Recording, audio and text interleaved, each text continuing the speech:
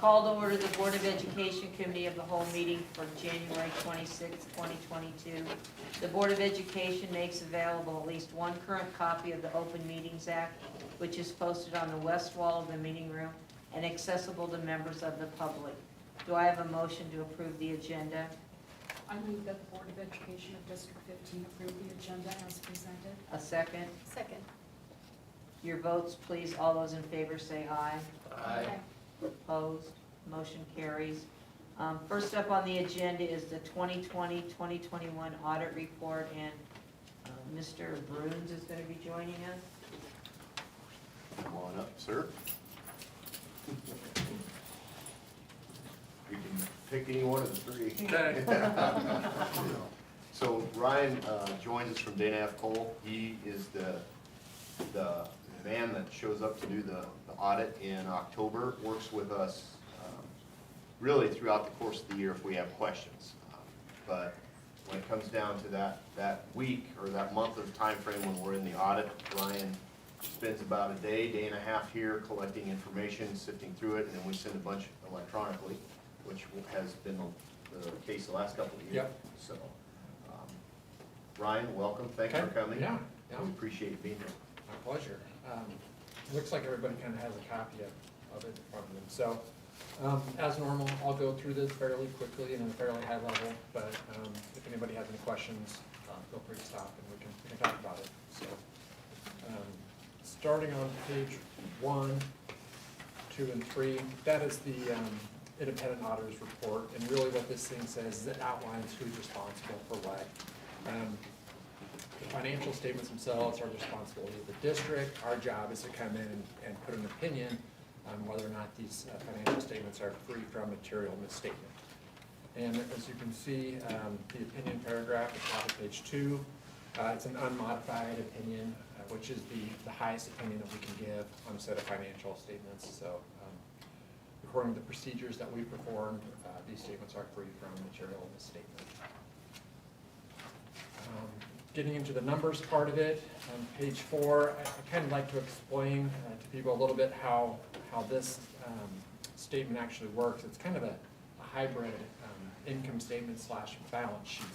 And it's a little bit unique because that first column there in the disbursements, they're broken out by function of the school district. And then as we work our way to the right, those expenses are offset by various sources of revenue. So that column there at the right, the top part of it is actually a net disbursement by function of the school district. And then working our way down, general receipts, you can see this is where the income, the revenues come in to offset those net expenditures. Bottom line is net change for the year was a positive 1.5 million, which puts the net position or equity of the district at 16.8 million for the year. Page 6 is kind of a balance sheet, if you will, of the district.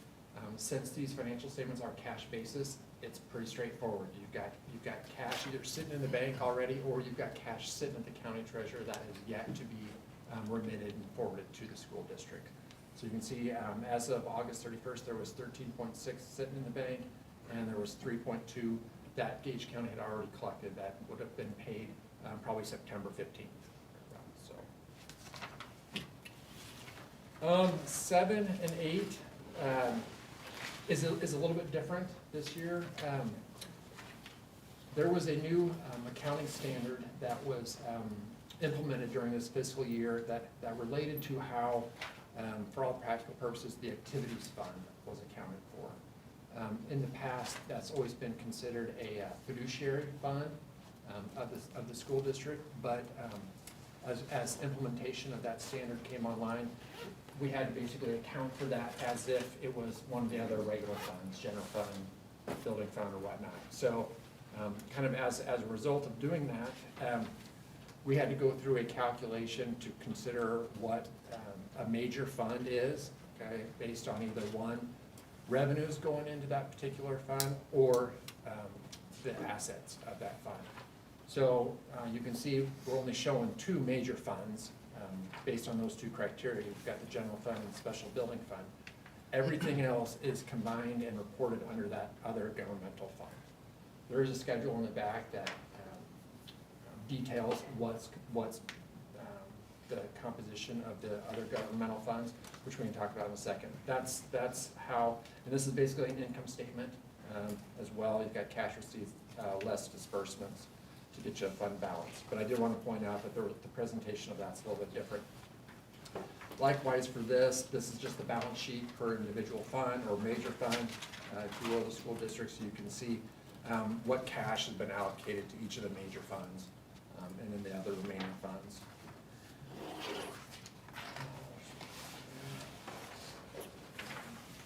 Getting into the footnotes, note 1 is just a basic definition type footnote where it just outlines some terminology to users that they're going to see within the reports, and kind of it gives them some background on what some of these phrases and terms are.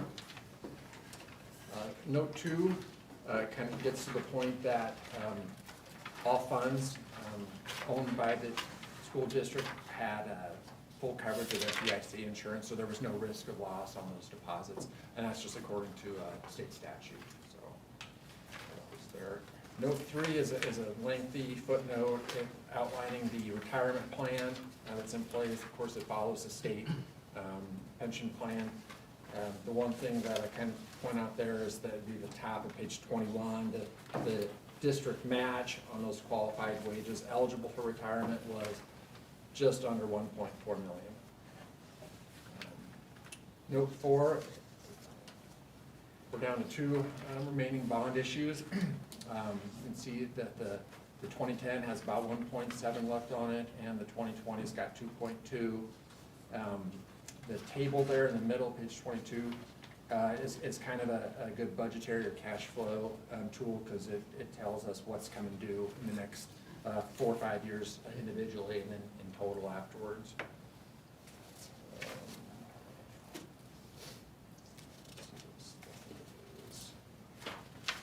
The rest of this stuff is pretty much standard, no changes there, nothing really significant. I will point out page 25 and 26. This is a required form due to the fact that district expends more than $750,000 of federally awarded money. Okay, and so what we show here is basically how that money was spent.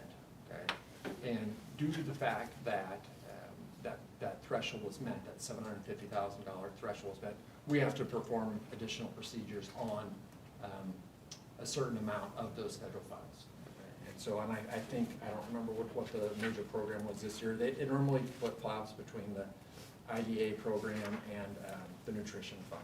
So whichever one wasn't done the prior year, that's what we did this year. So.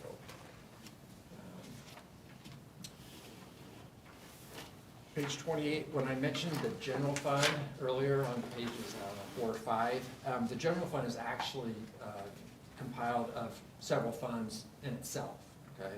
And so this right here provides the detail of what was shown in the general fund earlier. So we actually have the general fund itself, depreciation fund, and the employee benefit fund are all for reporting purposes reflected under the general fund. So it's just a combining schedule. 30, this is where we actually disclose the ins and the outs of the remaining funds that were not considered major funds. So you can see there that last column before the total, that's where the activities fund comes into this, which we never really had to report in years past. 31 through pretty much the balance of this are the budgetary schedules, which helps us identify if any particular funds overspent what their budget authority was. And based upon the filed budget and expenditures coded to each expense function program, I don't think there were any funds that overspent their budget, so no finding this year. Yeah, so budget room is there. 51, 52, 53 are required governmental letters that really talk about internal controls and whether or not we found any material weaknesses or significant deficiencies in the internal control structure. And as you can see, I think there was one instance, and it's the same instance that we see in almost 100% of our audits, and it's the fact that government auditing standards require entities to be able to prepare these financial statements themselves. In reality, no entity, very few entities prepare these themselves. We come in and do it, but then we report it as a finding. So, and again, no one's ever caused anybody any grief over that. It's just kind of standard reporting. And that last page is, we also have to report last year's finding, and you can see it was the same one. So, sorry if that was too in-depth, too long, whatever. But not hearing any questions, it must have been okay. It's very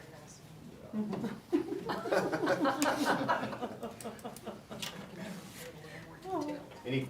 Do you have any questions about the audit? So where we go from here is with the presentation by Ryan tonight, then at the next meeting, we will have an agenda item for you to approve the audit as presented. Ryan, thank you so much. Yeah, you Appreciate bet. being Yeah, here. you bet. Just have a good night.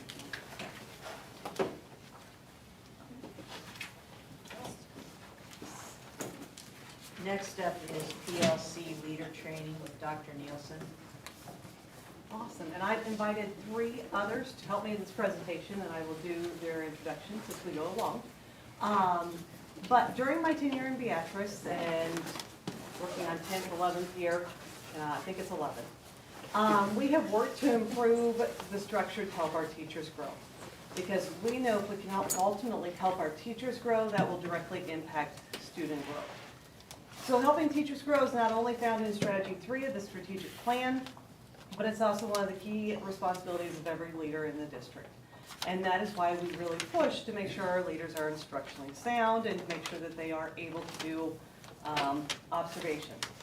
If we help teachers grow at their craft, we know student success. We know student learning will occur. So that really is why we do our PLC process.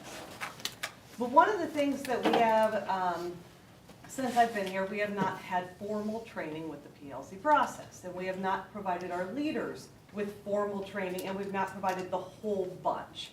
Because before I came, we sent people, but it was a small group, to a conference in, I think, Colorado somewhere, maybe it was Denver, to a PLC conference. So we sent a small group, but we haven't trained the whole group.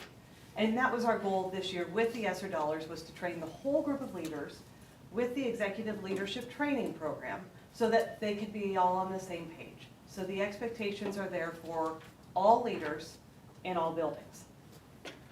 So staff have been evaluating the standards for professional learning, and they have been working with Chad Dumas. Chad Dumas used to be a curriculum director at Hastings, and so he and I built a strong relationship before he left education and became a consultant. And so it is nice to have him in the district because he is able to share best practices, not only what they did in Hastings, because they used the PLC model to drive Hastings to become a blue ribbon school, blue ribbon district, and so they use that model to do that. So we're bringing in his expertise to help us continue to push our PLCs forward, because we know that we need to continue to grow as a district in our PLC process. So I do have the standards, and I know that you will want to see a document of the standards. Yes, at least Doris will. So the standards that the PLC leaders are focusing on are learning communities, leadership, resources, data, learning designs, implementation, and outcomes. And as you look at all 7 of these pieces, one question that was raised was, okay, so what standard can we drop off? Because we can't possibly do this all. And the answer is none. If you drop off one, you start seeing gaps. And so that's the thing, is we have to be cognizant of everything we're doing and how we're doing it. What resources do we have to allocate to it? What structure do we have? How are we implementing it? How are we monitoring the outcomes? We have to be cognizant of it all, because otherwise you will start seeing gaps. So one of the things that we have are these 3 great leaders in our district that have started really focusing on the standards and really helping the district move forward. So we have Mrs. Inns. Mrs. Shanna Inns is a kindergarten teacher at Lincoln Elementary. Mrs. Brenda Grindelwald is career ed teacher at the high school. And Mrs. Erin Hamilton is a math teacher at the high school as well. Yes. So I'm going to start with Mrs. Inns. And we are going to have Mrs. Inns. The kindergarten group really uses a lot of the data and the resources. And they are very specific into which priority standard, where students are, where they need to go, and they are constantly assessing them in those pieces. So that helps drive their conversations and helps drive what they do. So I will turn it over to you. Okay. So as Jackie mentioned, one of the benefits of PLC is to have that focused grade level group time carved out each week. So with our kindergarten team of 6 teachers, we have first grade classroom experience, preschool, former preschool teachers, and then veteran kindergarten teachers who have the majority of their tenure has been in a kindergarten classroom in Beatrice. So with that knowledge combined comes that understanding of where students come from before they enter our classroom and where they need to be by the end of the year. So our team uses that time together to work on best practices, enrichment activities, extension opportunities, knowledge of community partnerships that we can engage in and bring into our classroom, along with academic, social, emotional interventions and supports to meet the growing needs of our community. We look at professional development needs and we provide our wishes to Jackie, and often those are met either through ESU partnerships or we bring people in to help, whether that be with training or materials. In terms of data, we have developed priority standards from those national standards that were given. What do we want our students to master by the end of that kindergarten year? So within those, we have common quarterly assessments. So whether you're at Paddock Lane or at Lincoln Elementary, you're taking the same quarterly assessment to find if you are at that mastery level, to check for understanding. We have shared spreadsheets that allow us to compare that student achievement data across the district. So we're all looking at the same information. And that details concerns we have, and we update that to determine next steps. And this gives us accountability. We have that trust within our group, and it allows us to provide that documentation to give to first grade teachers. We also have weekly time that we can, within our own building, with our kindergarten level team. And with that, we work on special education programming and any tweaks we need to do with that. RTI speech for students who are not on IEPs. So what can we do to help that early intervention before it becomes a greater need? The MTSS process with support of our school counselor. So that's that multi-tiered system of support where we can bring in those different people resources to help students. The student assistance team process. We have a partnership with Beatrice Community Health Center and Hospital with mental health referrals, so we can help kind of meet students at that early age they do classroom observations, they Zoom with teachers, we Zoom with parents, and we also have it's called YAP, it's a youth assistance program, and that brings Blue Valley into the school setting to do mental health therapy for students. So we're noticing that growing social emotional component is a large part of our students' needs. So academic, yes, we look at that data, but we're also looking at the whole child, and that Wednesday time allows us that focused group effort to help meet needs. Awesome. Thank you. Mm-hmm. And the one thing that, if you would have been to throughout our district, Lincoln had teachers that aged quite a lot over the evening because today is the 100th day. Yes. So I did not grace you may with my see pictures costume later on this week. We were unfortunate that she didn't bring a costume, but that would be awesome. Unfortunately, I think it's on the internet, so. Yeah, it probably is there. Yes. Okay, we're gonna, Mrs. Grunewald. Now, one of the things that we have started this year is we have brought in Anita Ford from Seward. Anita Ford used to work with the state, with Perkins Education, but she is also performing our career tech audit, which I'm very excited about because it's nice because it gives us a different lens. And we get to go through what are our strengths, what are our areas of growth, and where can we continue to improve. So it has been fun working there because sometimes career tech ed gets pushed off to the side because we've got these core areas that we've got to develop. But we can't forget about that because sometimes that's where the students grasp onto and that's why they continue to come to school. So it has been fun, but I will let her talk a little bit more about that. Okay, so I think I know most of you, but I am Brenda Grunewald, and I teach the career readiness at the high school. And I'm the PLC leader for the business and career part, and that's kind of a subset of the whole career tech that Jackie's talking about. So when we talk about CTE or career tech education, we're talking about like the old home ec, so FCS, and then like industrial tech, which would be the shop, and then like the business and that type of stuff. So our goal kind of as a collective unit is to get kids ready for the next step and get them out. We call it career and college readiness, so they're either ready to get onto a job or go to college or military or something like that. So we've benefited a lot from the PLC this year, like Jackie was talking about, just having that Anita Floor come in and talk to us about where we're at and where we need to go and kind of like seeing where our weaknesses are. And we're currently doing that audit of the CTE, and it's allowed us to kind of brainstorm and see maybe what we want to do. You know, maybe we want to do some externships, which would be similar. Erin, I know you're familiar with Leadership Beatrice, where we go out, and I was benefited from that, where we could go out in the different businesses and community aspects and like really learn a lot. Even living here 25 years, I learned a lot, but we'd like to maybe take that and have more people experience that so we know the skills and techniques that our kids need.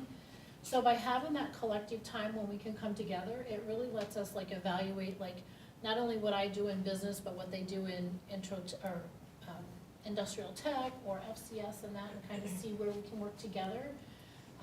We're not a core area, the core education with math, science and that, so we're those electives where we have to like work more collectively to, you know, get them ready for industry, and that's, we need to know what's going on, and I guess the Wednesdays have given us a good opportunity to kind of see where we're at and how far we've maybe been a long time since I've been out there, so it helps to do that. But we've just discussed options of like touring and maybe getting kids out. We do internships and we do some job shadows already, like the community, the hospital. Eric is really awesome at like pre-COVID, like letting us get out there and stuff. But that time on Wednesdays has been really good to like brainstorm and see where else we could go and not just get caught up in, we don't have the data that other departments do, but it lets us see where our needs are at. And time to just bounce off of each other and stuff like that. So I think, you know, our students will benefit from those relationships and that if we can just dedicate the time to build them and maintain them and that type of stuff. So, I don't know, do you have any questions on that part? So tell me what each of you did today at PLCs. That's a good Okay, question. perfect. So let's That's a go good into, segue. I'm gonna segue right into math because she's going to talk about what she did today and how that has kind of helped. So I'm Erin Hamilton. Our math department at the high school is a little unique. We have two very seasoned teachers and two very new teachers. We have a first-year teacher, a third or fourth-year teacher, and then me and Ed.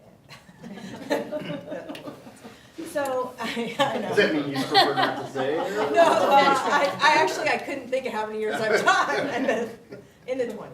So, this summer, Ed and I, we had started in May with the training, and there were little things that were kind of coming together, and Ed and I kind of talked about how should we structure our PLC we're pretty good with data, and we have all common assessments, that check, that's done, but we've got a very unique situation with two newbies, two oldies. So how do we make this beneficial for everyone? And one thing that we do, that I was telling Jackie about, and she's like, you need to talk about that, is we start with like a question just to start our PLC. And the question is open-ended, and it kind of gives everybody time to reflect, and then it always sparks a conversation. Like I'm shocked on how this little measly question, we just brainstormed a bunch, and put them on slides, we pick a slide, we put it up. And today's question was, what's one class that you might be struggling with this semester, and what support do you need? And so we started with that, you know, and it's kind of like, well, let me think, and, you know, because we switched students that semester. So our class dynamics are, we're still teaching the same thing, but there might be, you might have some kind of road. I didn't know what this was going to spark, but I put the question up. And it reversed. Our brand new teacher, first year teacher, is teaching a class that it's our 4th year of our integrated track. So it's students that have struggled with math, and but they're seniors, and so we always kind of just adapt the class to the need of the class, which is hard for a first year teacher because it's not so scripted. But he goes, well, I actually want to talk about a class that I struggled with last semester, but now it is just thriving. And so it's probably this whole thing about how he he polled the class on what can I do for you that is going to help you, that would seem relevant. They're working on taxes, they're working on miles per gallon, on different automotive stuff. He brought in, he goes, I started with mean, median, and mode, and talked about that, and then we talked about Excel. And so he's got them working in an Excel sheet, and they're tracking MBA stuff. I don't know what they're tracking, but I mean, he was very excited about it, and so it prompted this, and then we had a whole discussion about how he took that and made it student-centered, and the students were excited about it, and it prompted a bunch, and part of our PLC is we're all trying to support each other, but it's funny that the old bees learn something from the newbies every single time, and it's just really great. So that's what we started with today. And then we also met with, I'm going to shift gears, we met with science today because we have started, do you want to give them this? We have started in our math department, another thing that Ed and I came up with that we needed to do to support all of us, and again, the old teachers are learning as much as the new teachers. We started learning walks in our PLC, and this is something that we had when Phil Warwick came 3 years ago, we were introduced to this, and a few of us got to go, like I've gotten to go to kindergarten. I was a little nervous. They were very nervous. There's a little, and so well behaved. So, but I got the opportunity to do this, and I thought, you know what, everyone needs to start doing this. And a learning walk basically is a learning walk / instructional round. So what we did in our PLC, we started this last semester, is we drew names in our PLC, and you're supposed to go to their classroom, and there's 3 questions that you're answering, and once you've answered these 3 questions, you're out of there. Because it's not, like, I'm not evaluating what's going on in the class. It's I'm learning from you. So the first one is, what's one thing I see that I already do in my classroom? So you're trying to make that connection. Then what's one thing I want to know more about? And then the last thing is, what's something I want to try in my classroom? And then after you've answered those 3 questions, you leave. What we did as a PLC is we did 1 round first quarter, 1 round second quarter, and we gave ourselves a due date. And then we did what I'm calling an instructional round, and we went through each question as a PLC. And the conversation from that was phenomenal. And I have some of the feedback that I gave, or no, I didn't give, because you're not giving feedback, it's not feedback, but that I witnessed, that I learned from, I went to both of our new teachers. I learned something in each one of their classes and was able to ask about it, learned about it, and is putting one of the things into practice. So we have really kind of prided ourselves on this because it has really, it's developed trust within our group.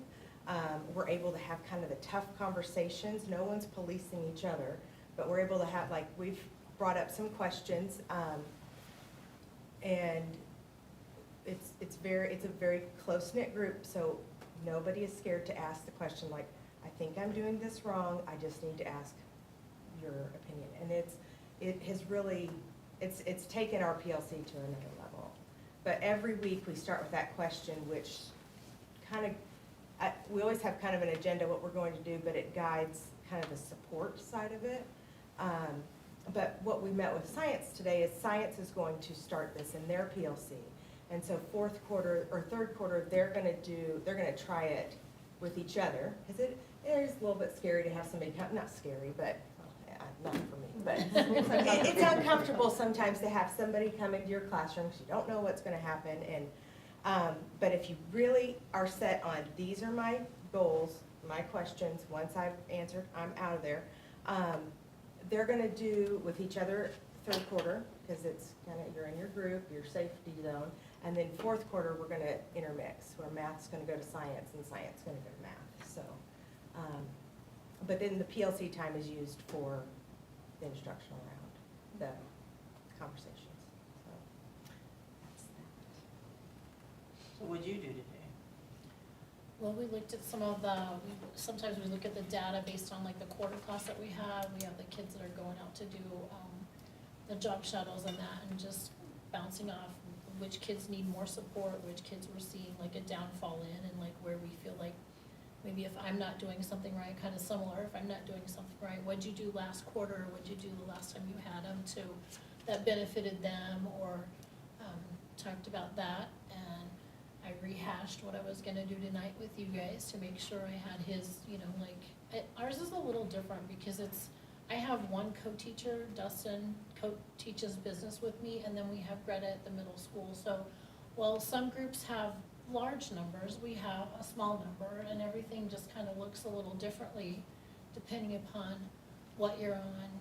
We looked at like core offerings next semester or next year, and what we thought we needed to do to change those, and what would be most beneficial if we wanted to offer all the same courses, or maybe mix it up and try to, you know, get more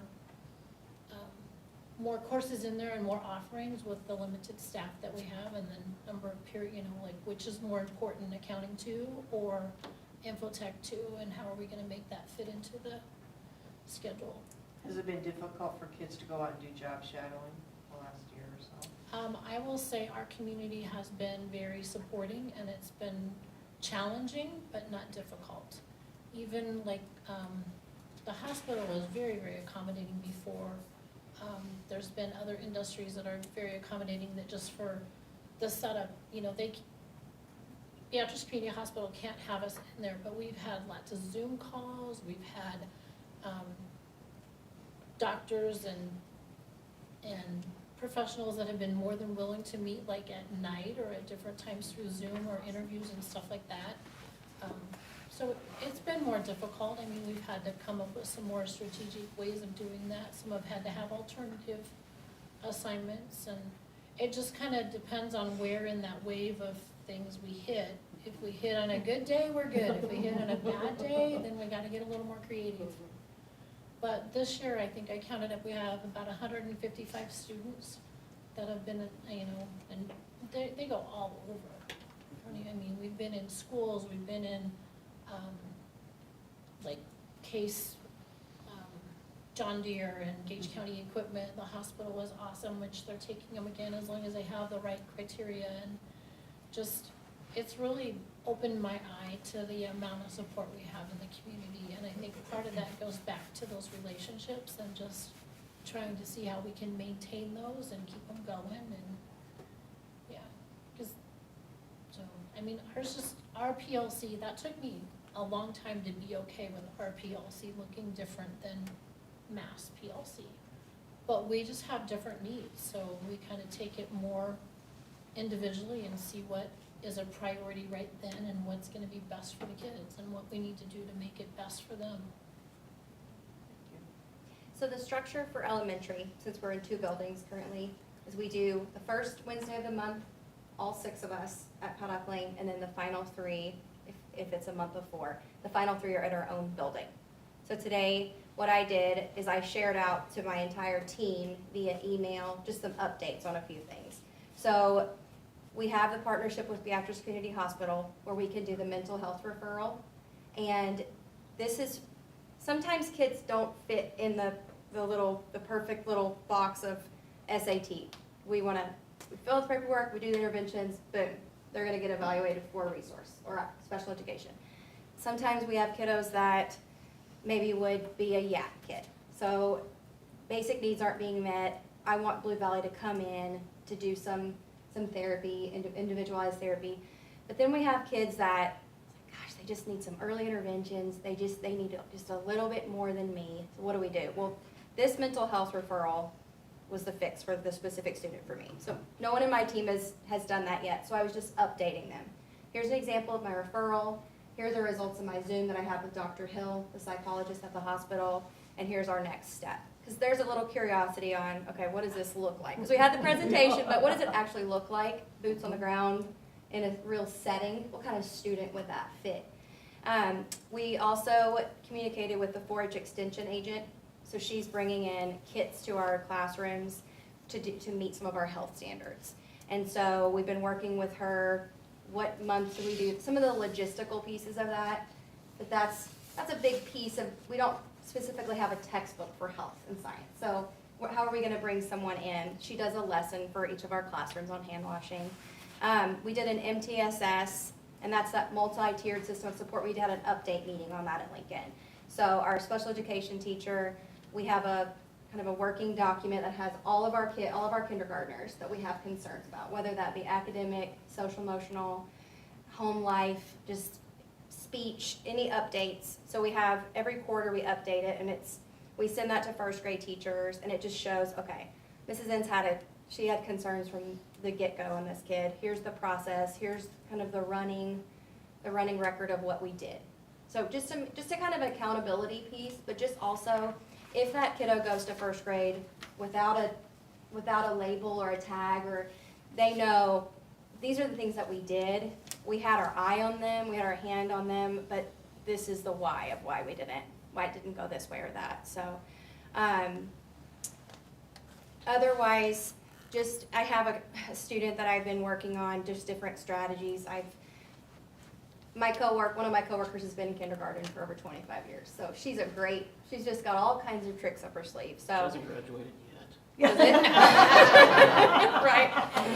So we've been working on just ways to communicate with that family.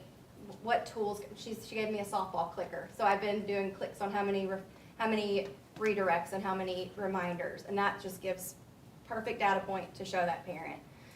So those are the types of things, but that specifically is what I did today. So it goes quick, especially when kids don't get picked up at 2. That's a whole nother thing.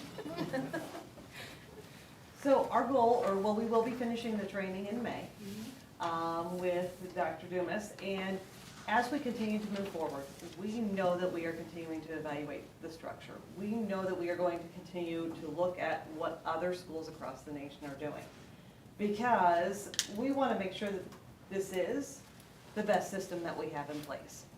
But we are not opposed to looking at different ways to meet and to make sure that we are meeting the needs of kids, but make sure that we're also meeting the needs of the kids instructionally too. Because we do know with PLCs that Wednesdays are not necessarily the best time for parents as well. It kind of creates a little bit of a concern about picking up your children. So we are working with PLC leaders, we're working with the administration, but we're also working with Chad to say, okay, what other time structures are available that other schools across the nation are doing, and where are they landing? So I would say look for a recommendation early, probably next year when we start talking calendar, you will start seeing a recommendation for PLCs when we move into the 23-24 school year. Yes. Thank you. Any other questions? I want to know on those spreadsheets, are they tracking the Super Bowl and did last week? NBA would be basketball, not NFL. I know. I know if they're tracking the Super Bowl. Yeah, I don't know. He kind of lost me at NBA, so I was like, The probability of 4 Yeah. games. And they were- in the I last care play. more about the Super Bowl. yeah, right. So, I don't know. I'll ask him. Do you guys feel that a shorter time limit that you have now is better or worse than a full day of PLC or half day or? I personally like the weekly, or even every other week would be okay. But things come up that I'm not sure how waiting until that full day to address it would be, like, then it's past. And there's so many things that happen in PLC that happened that week or since we met the week before that are immediate, and it's, I mean, you can have those conversations also other times of the day. We really don't, because we're all over the building, don't have planned together. So, yeah, subbing, we're in somebody, so it's like that time has always been, hey, I need help with this strategy, or I need help with this concept. My students, how are your students doing with this concept? I'm afraid if you waited till monthly, you wouldn't have those, I'm not trying to say quick fixes, but immediate fixes that happen right away. So that's what I think. And also, I mean, we've all sat through full days of PD that we're gung-ho, and then it's like, I can't do this anymore. So I'm not sure it would be as productive as our shorter times. That's my opinion. I taught in Lincoln Public Schools for a couple of years at the beginning of my teaching career, and we met once a month for an hour and a half. And that, I mean, especially at the beginning of my career, I feel like that failed me. I needed, like you said, you don't have time. On the playground, you can't talk to your coworkers about instruction because you have students to keep safe. But once a month you're not addressing the needs that are coming up daily. And those, especially those new teachers that need that support, it's not a session where you complain and you develop that expectation that we're coming in and we have a job to do. You have your agenda. It's very specific. I'd be willing to do shorter each week than do once a month longer, I guess would be the short of it. But I just think that carved out weekly time, and yes, the bell rings at 2. We start at probably 2:30 by the time elementary kids get picked up, or we put out fires with kids that are still in the building. So, but I think it's so critical that we have that, because we just don't have time during the day. There's no planning period that's the same. There's always kids in and out of your classroom. You're covering classes, which is part of the job, absolutely, not complaining, but this is focused, specific. When did we start giving you planning time? I thought we took that off.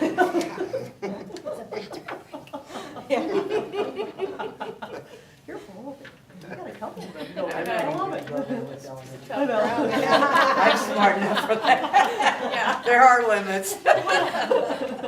Okay. Thank you. Thank you very much. Thank you. Are we gonna move to policy updates now? Yep. Okay, Mr. Suter?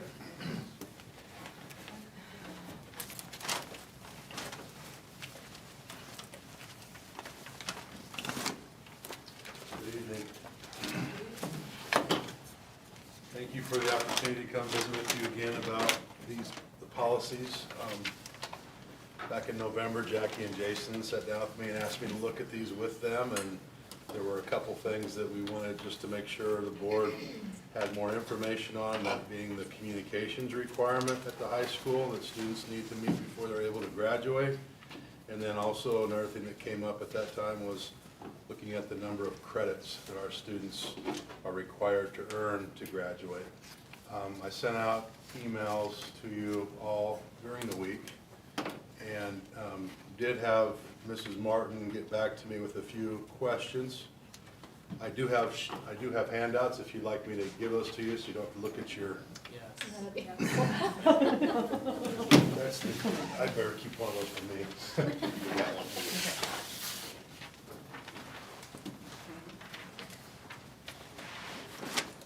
As a little bit of a preface, as we're handing those out, this is policy section number 5, the 5,000 article.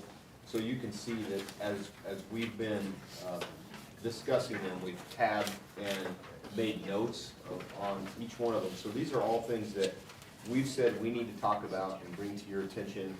And so this particular policy that we're talking about, out of this article of 5,000 sections, is the graduation policy 5205 as it currently sits. So that, for reference sake, that's the policy, specific policy we're talking about. But you can also see we have many more to talk about as we move on.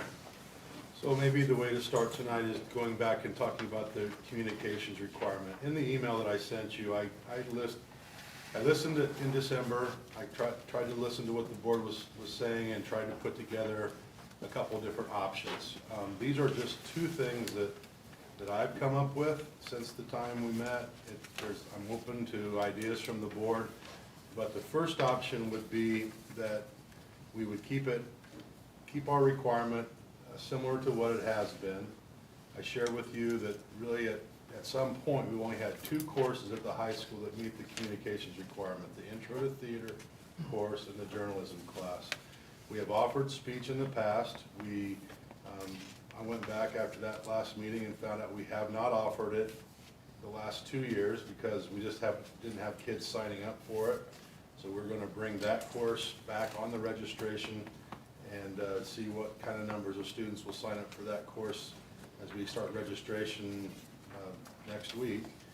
So the first option was to look at a certain number of courses that would meet the graduation requirement based on what I heard us talking about in December. And then the second option was when I started calling schools and went to a Trailblazer principal conference before Christmas, asking other schools in our conference what they do with any kind of communications requirement. So the first option was to look at journalism as a course that students would take to meet that, along with speech, along with an audio-visual media production course that we talked about in December, the Intro to Theater course that we've offered, yearbook, and then also a dual credit possibility. We've been working with SCC as part of our strategic plan, working with our partnership with them, and in a meeting that Jason and I and our counselors had with SCC, it was brought up that we have some seniors that are taking public speaking now as a dual credit class, or excuse me, as a college class, so that they won't have to take that when they go to SCC. And so we've been talking with them about, would it be possible for their instructor, who would need to be certified in high school, to come to the high school and offer that class to mostly our seniors that are needing that class to not have to take it when they go to college. So I included that there. Now, an update, yearbook, I included it, but really, Mrs. Martin brought this up, and it's true. Yearbook is you have to have you have to have journalism taken before you can take yearbook.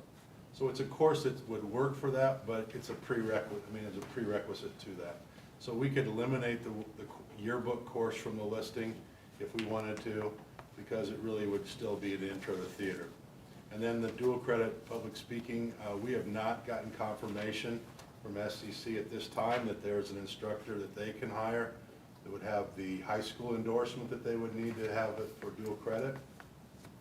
We can still, and we probably will still offer it as a college level class that kids can take while they're at the high school, but that's the other course that I wanted to give you an update on. We don't have any firm commitment from SCC at this time that course will be offered. But if it is, I think it should be offered as dual credit, and I'm visiting with Doris, I would think it should meet the graduation communications requirement.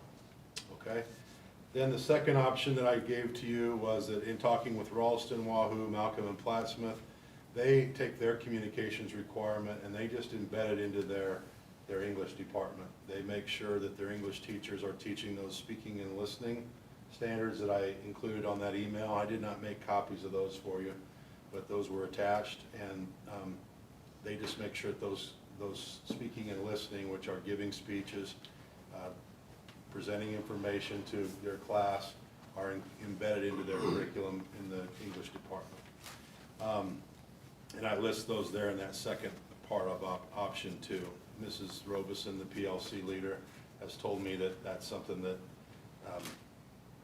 they would do. They have done that in the past, and that would be another option.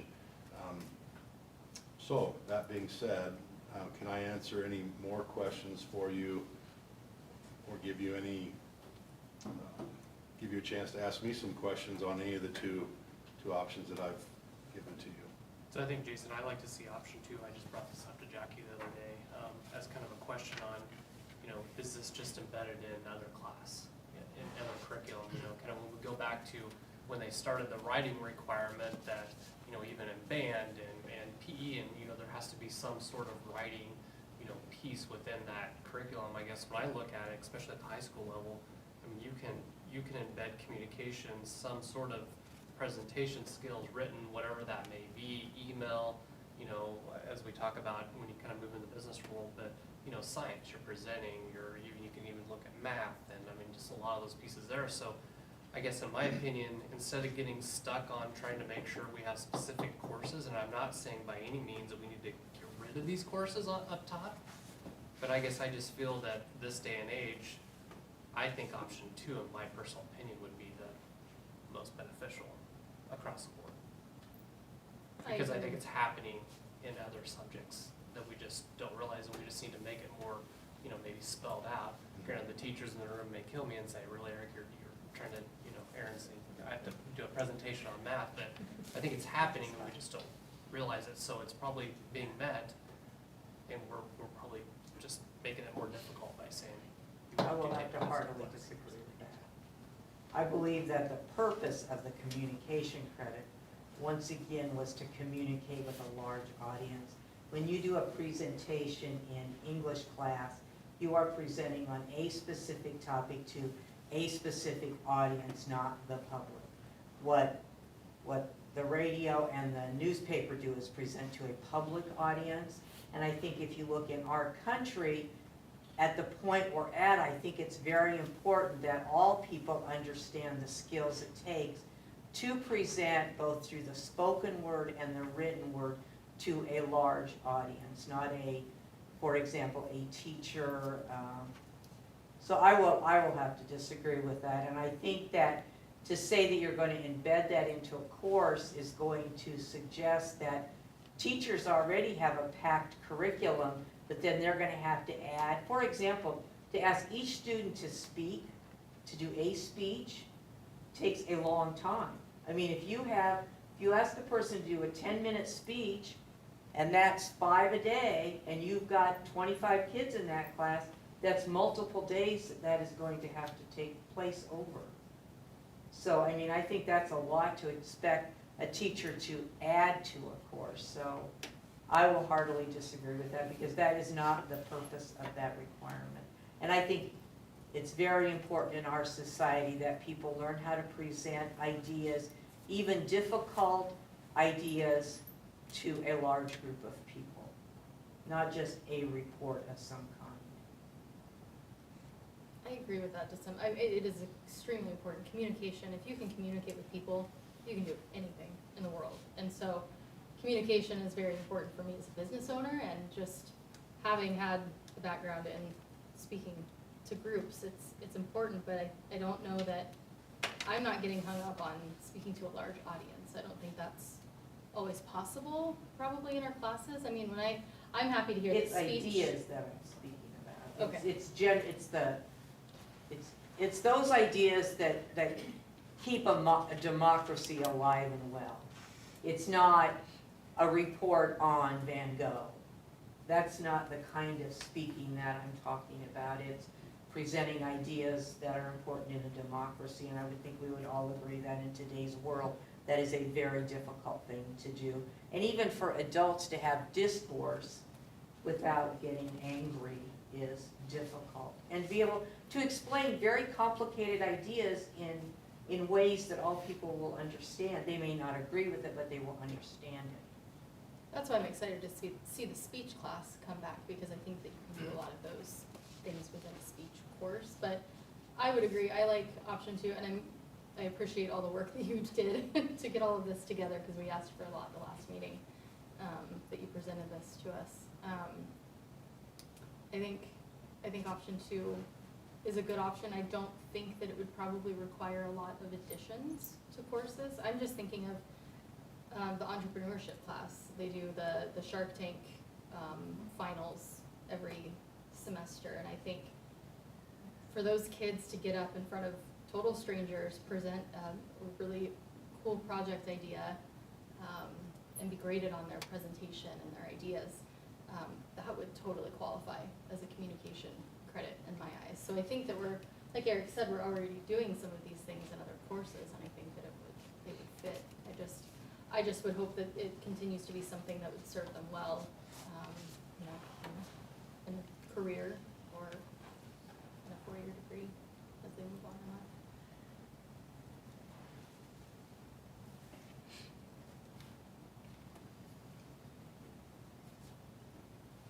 in life. I will also, Mrs. Martin did also ask me a question about audio-visual media production being added. The concern that she had with that was some students do the color commentary. I mean, I gave you the example of Tucker Timmerman actually broadcasting a volleyball game. And I think the board all felt that should meet the communications requirement. Her concern, just gonna go ahead, it was that do all kids do that? Not all the kids in the class do that level, but I did go back to Mrs. Altman and Mr. Johnson and ask them that question, and all students in this class are required to get up in front of the class and produce some type of visual presentation or auditory presentation. They were very clear with they have put students that excel in that area as the ones who do the color commentary and do the beam broadcast, that not all the students are able to do that, but they all are required to, as part of a requirement for that class. And they wanted to send me videos of kids doing those, and I said I didn't think I needed that. So is this in one of the policies? I mean, so it is in one of the policies that we need to approve eventually, obviously, okay. Yep.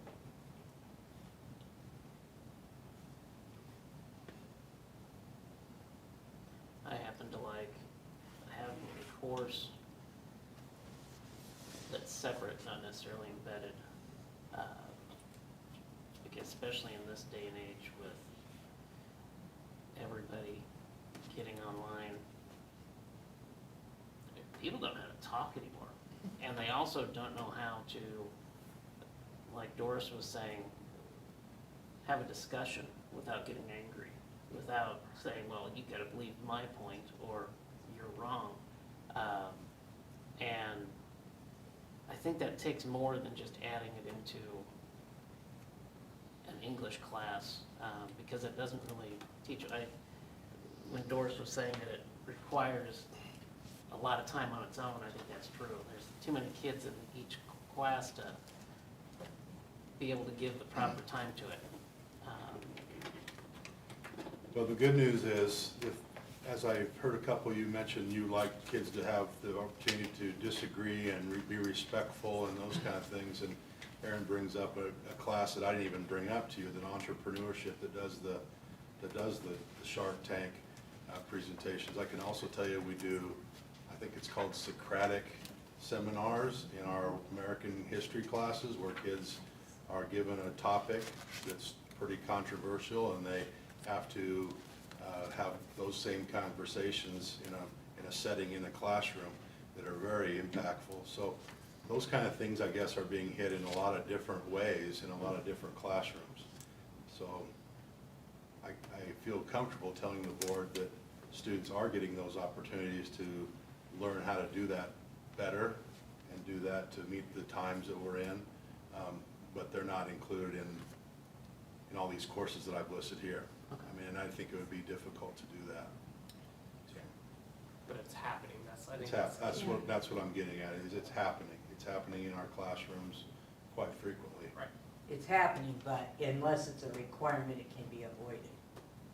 I think part of the school experience, though, I mean, just as you go throughout your classes and throughout your 4 years in high school, you're communicating with people all the time. You're learning how to speak to people and to agree and disagree with people. I think that's more of a life skill that is learned along the way and maybe not something that you can teach in a semester-long course, or I don't think that we should restrict that type of learning to speech class in a semester.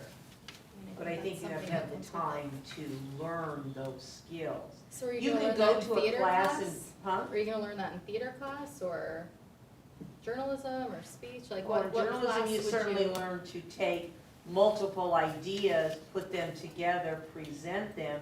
You also learn that skill of interviewing people, you learn how to do presentations with a number of ideas.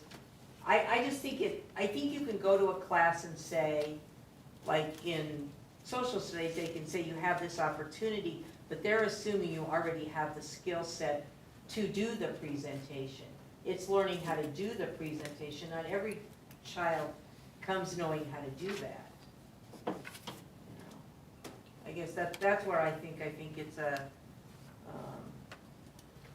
for some people, they may have the opportunity to do 4-H to learn how to do those things, but not every child has those opportunities. And I think every student that goes through Beatrice High School should be able to speak to the public, know the skill set that goes into making a speech, and/or doing something for a written publication, and the steps that it takes to make that happen.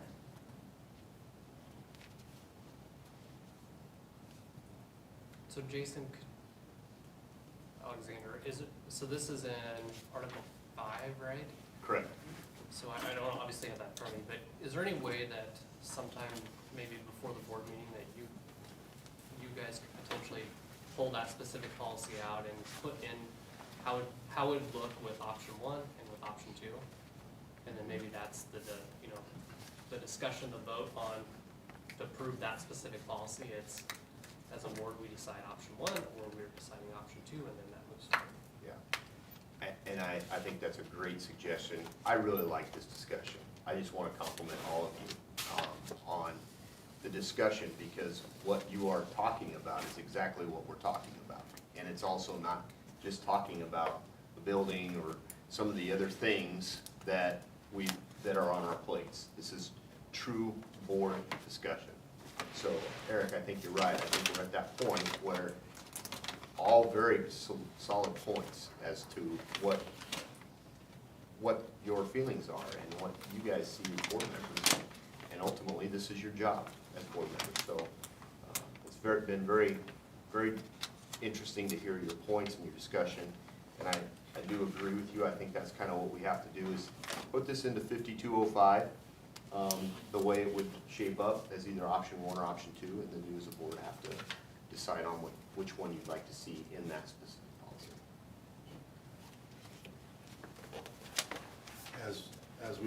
As I work with Jason to write that up, what I will plan to do is take yearbook off, and I hope you understand that that's a course that you have to have journalism to take before you can take it.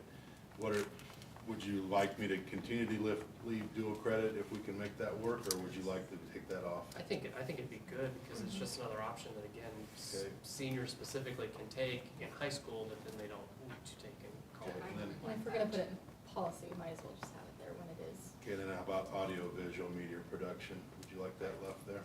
If we stay with option 1, I'd rather have the more variety or more choices than not, in my opinion. Now, one quick question.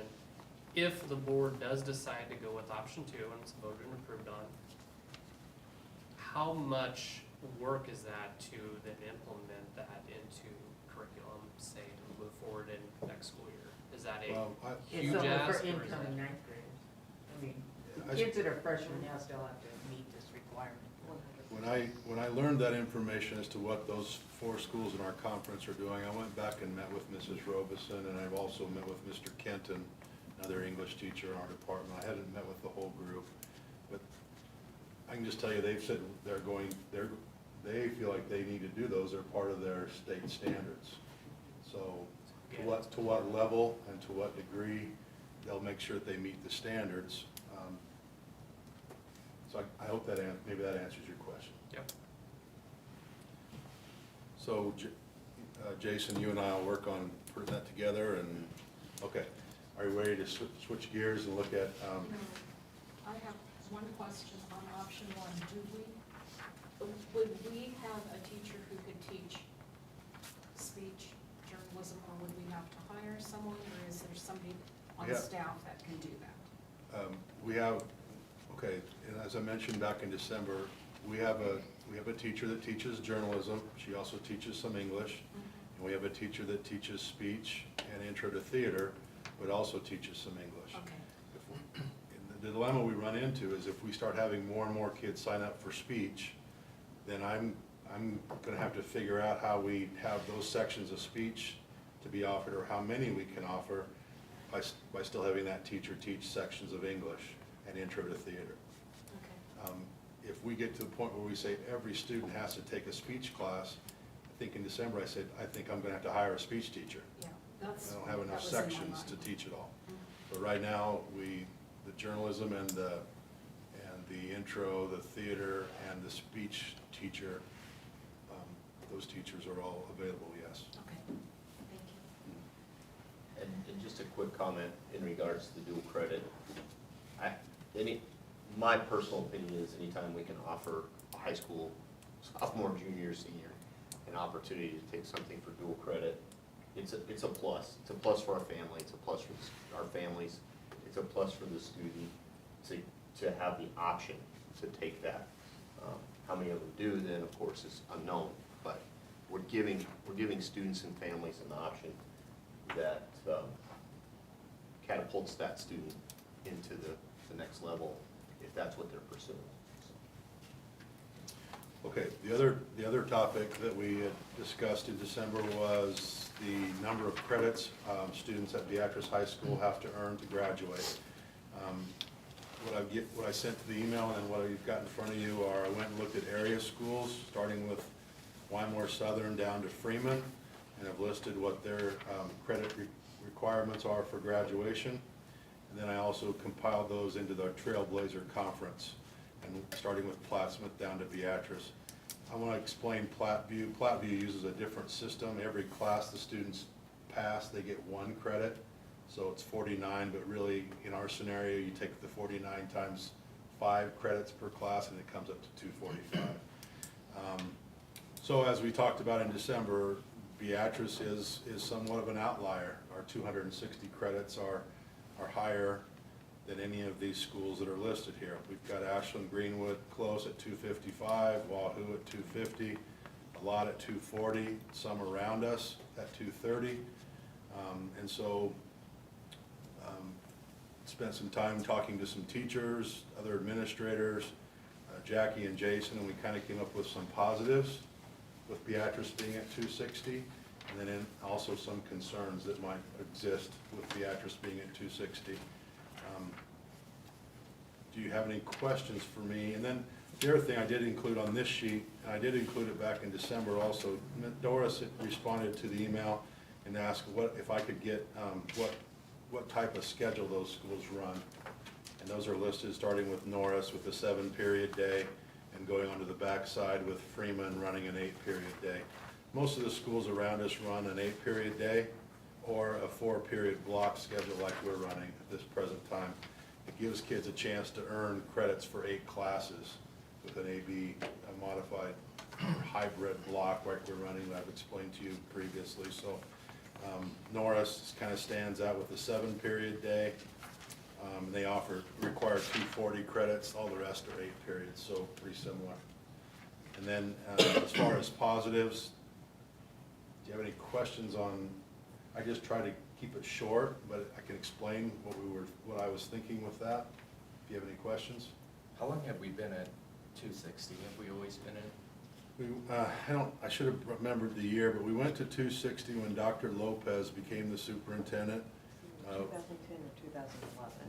We aligned with what he had been doing at Millard, and it was also a time when we increased our core requirements for graduation from to make it 4 years of English and 30 credits in math, 30 credits in science, and 30 credits in social studies.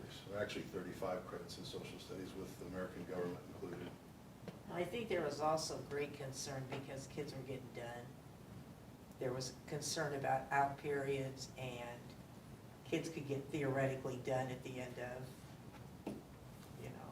Yeah, and we do There have was some some students that concern, I work, remember. we do have students that work hard and graduate at midterm. It averages usually about anywhere from 7 to 10 students, and I meet with those kids and their parents, and most all of them are either going out here to Southeast now, or they've left and they're looking at going to the military, or they're already enrolled or off to basic training. So, but yes, that's right. I think there was a little bit of time where that number was getting bigger and bigger, and I think there was. One year we had, I think, 15 Yeah, and kids I choose think to there was, I graduate think midterm. that's part of it. And I was explaining to Doris, some of these things are tangled webs with the schedule. You also had to look at out periods for kids, how many out periods they can have and so forth, and how many credits they can earn. Just a refresher, our kids at the Beatrice High School can earn 40 credits per semester, or a total of 80 for the whole year. They took a full schedule and passed all of those, which a lot of our kids do. So they could earn, if they did that for 4 years. I had a daughter that just loved school. She ended up with 320 credits. Some kids don't. You would have liked to borrow They hers. just get, yeah, they just get to the 260. How much can I pay you for that? That's exactly it. I'm glad you brought that up, because I was gonna ask you to mention the She was an range. outlier. Yeah. The range of kids that we have, so. Do you think we really, truly have lost students to other districts because of this requirement? You know, that's a great question. I've talked to Jackie and Jason about this. I think there would be that concern, but I've gone back and asked our counselors, and they can hardly think of any student that they've ever had in their office saying, what do I need to graduate from Beatrice, and then being told, and then saying, oh, I'm gonna go somewhere else. Most of the time, kids come in and just rise to those expectations. And you would think that might be the case, and I put it there, and we may lose students to other districts that see that I can go to another district very close by and only need 230 credits, but we cannot recollect a lot of times where that's happened. So what happens to a student whose family moves here, let's say in their senior year, junior, senior year, and they have come from a district where the requirements were 20 credit hours less, and there's no way that they can meet our standards? What happens to them? Well, they probably are gonna have to go a little bit longer, or we look at what would be the best placement. We've had a few kids like that that have also come to us from some kind of an alternative school setting when we can get them into our SNAP program. But again, not very many, but that does happen. And that impacts graduation rates. It does impact graduation rate. So, do we know if any of these other schools have lowered their expectations recently? Like, they were higher? No, in fact, I think in Waverly, they've been at 220, and they're going to 240 in the 2024-25 school year. But they've also changed it on a 7-period day, so, good questions. So when we did change and we added, or, changed our core curriculum when Dr. Lopez was here, so that automatically moved our, We grandfathered those, I can't remember the starting date, but we grandfathered kids in. but that's kind of what pushed us to that 260 point, Yes. right? And I think that's what they had done at Miller. So even if, let's just say, for example, I would say, again, I'm not doing the math here, but pretty much on average, it's about the 240 range. If we move to that, what would we lose? Would any of those, would you change any of those core requirements as you just spoke about? Which I would assume no, so it just would drop out probably some elective potential in there. Yeah, I don't think you'd want to, personally, I don't think you'd want to touch the core requirements for Right, graduation. I think if you would ever want to do that, we do require 125 elective credits for graduation. So you'd have to look at, are we going to limit more? I think that's part of that concern is, and one of the positives is by having 125 elective credits required, we feel we're preparing kids better for life, for work, for college, giving them more opportunities to take a variety of courses and find what it is that they might want to do after high school. We've got teachers that do an excellent job teaching those elective credits or classes, and so, but to answer your question, yes, I think you would have to look at just limiting or not requiring so many elective credits. Have we had a lot of issues in the past, just say, couple years of students not able to hit the 260? You know, you mentioned graduation decline, Yeah, graduation rate I mean, decline. our graduation rate, we've taken a lot of pride in that. And over the years that I've been principal, we had it up to 92, 93%. We've hovered around 90%, but for the last couple of years now, it's dropped to about 83%, I think, last year. I think that's what sparked maybe some of this conversation. I can't sit here and tell you that that's the whole cause of that. That's what I was saying. There's Is just that, a you lot, know, I think the can we bigger pin it on cause. here, or is it? I think the bigger cause is kids enrolling in school and then just not attending. And just, we can't get them to come to school, we can't find them, they enroll in school and then they move away and they don't enroll somewhere else, so we can't count them as a transfer. They're still on our rolls. So those things also come into play with that graduation rate. And then one last question, sorry, I've got a lot of, does our current hybrid block schedule affect this 260 requirement? No, it'd be similar to us being on an 8-period day. Which is So it's what not harder for us No, to meet no, that we're just- because of our schedule? Right, no, our schedule is taking the same amount of credits the kids can earn and just spreading those out in longer class times over different days. Like when we meet on Wednesdays, like today, we had all 8 periods, we're still on an 8-period day, but we have, with COVID, when that whole thing happened with COVID, we readjusted and restructured. As I mentioned a couple times, teachers really like that, and kids really like that, and we find that right now for Beatrice High, that's working very well. So But it does not take away their chances of earning those 80 credits per year. So one last question, you don't necessarily need to answer, but I'm gonna kind of put your opinion on the spot here, just your professional opinion. Obviously, not all of us, with the exception of Doris, are necessarily in education and, within this.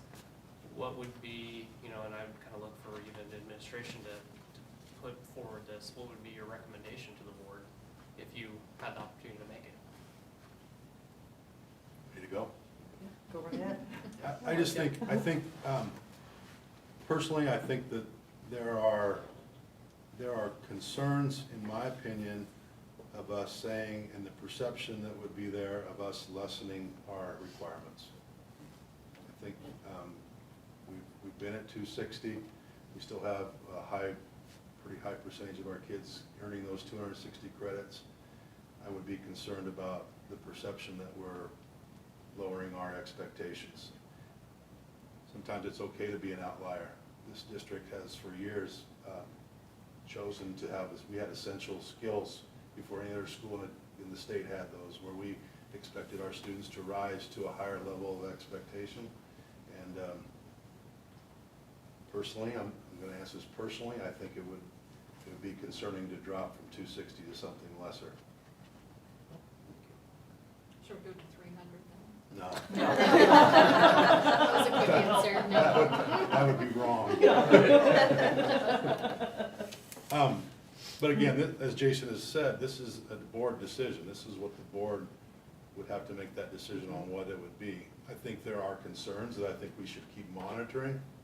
If we start getting kids that are saying, we're leaving Beatrice to go to these other schools that are at 230, I think it'd be something that somebody should bring to your attention. Yeah.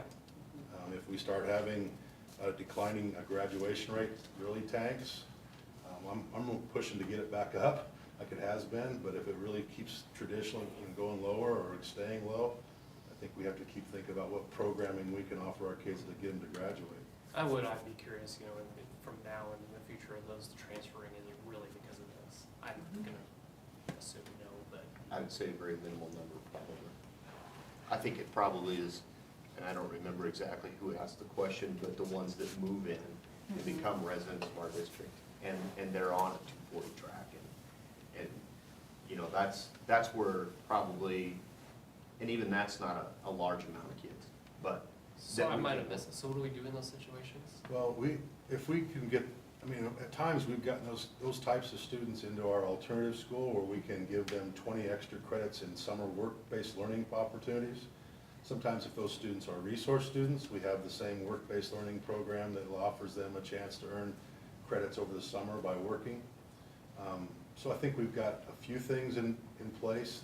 I think that's our job to keep thinking of new things that could help a student that moves in who's on a 230 track Right. to get done. That probably is one of the biggest issues that I can see. Yeah. We did have a few EL students move in, their sophomore year, and the coursework that they took their freshman year did not meet our coursework, and so therefore they had to take, I mean, that now pushes them to take extra credits. They'll probably be here through that 5th year. And that's the thing, I think, we always do look at, yes, our graduation for that 4-year, but we also look at where is it at for that 5th year, for that 6th year, for that 7th year. Because we know we have special education students that will not graduate until they are 21. And that is awesome, we get them ready for those life skills, then they will add to that graduation rate. We have students that need just an extra year to get finished. It's a ding, as I say, oh, there's a, there's a ding, but it's a ding that 4th year, but we look at that 5th year because our goal is to make sure that they're ready to move out of our doors. And you folks all come to graduation and see the kids that do meet that 260 or higher.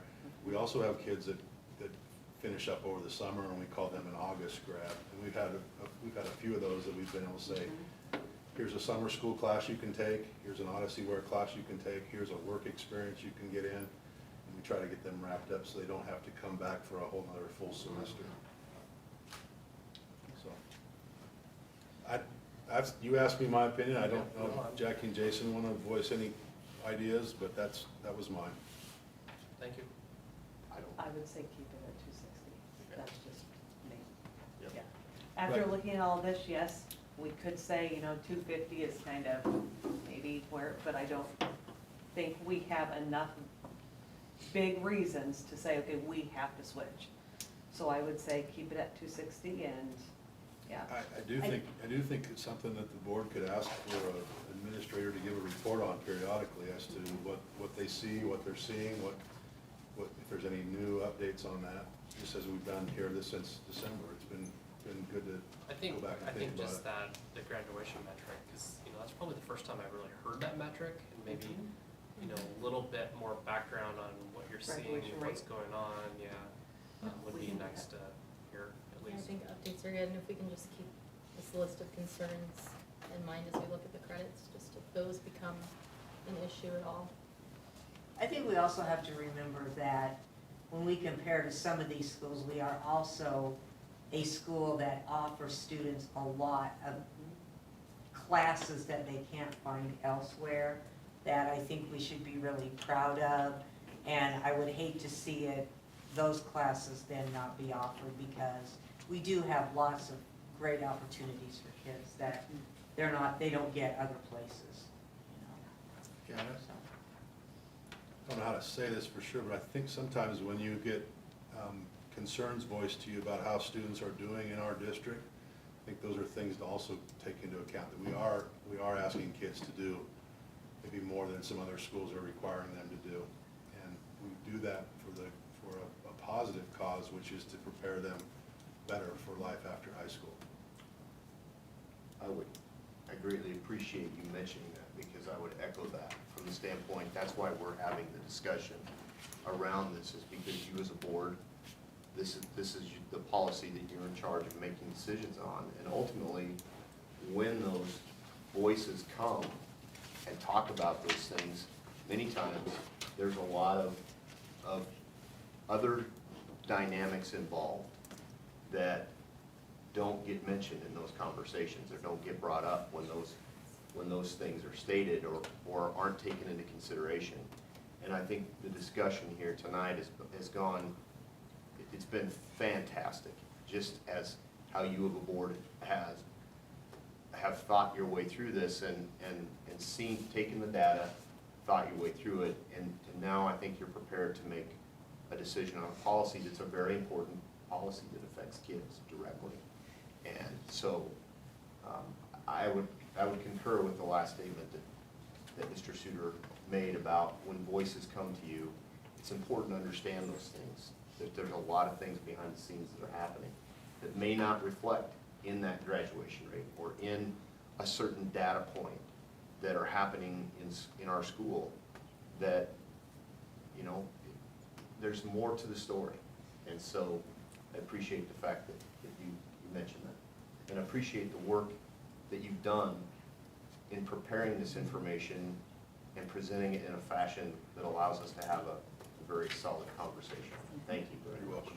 And because I just can't stop myself, I will mention that option 1 in the communication requirement makes us unique. We are special because we do ask our students to learn these skills. And I think that I will be very sad if we as a district say, no, we're not going to do that. We're going to be like every other district. I think you should keep that in mind. Yes, I did. I was the journalism teacher, and I thought it was very important. I could have some of my students come that are currently working in that industry and share what they gained from that class. But anyway, thank you, Jason. And may I point out, we are the only board that has doors on our board. Aren't you all just lucky? So I'm very Jason, sorry. Jason and I will work on that, the communications piece, and then we'll present it to you. Yeah. Thanks. Thank you.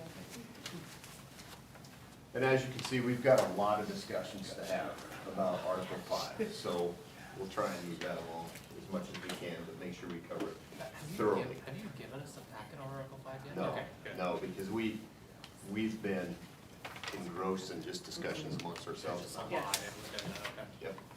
Yeah, sticky notes in there. Yeah, I know. Article 5 is Yeah, I see lots the of greatest policy group ever. Really deals with what my passion lies, sorry. We'll get those in big gold notebooks, That's exactly it, yes. not black. Not black gold. Okay, now we're going to learn about Article 3.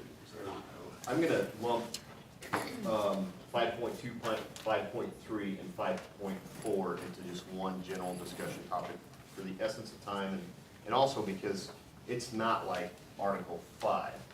These articles, Article 3, the 3,000 section, these policies primarily reflect budgetary and fiscally related operations of the district, and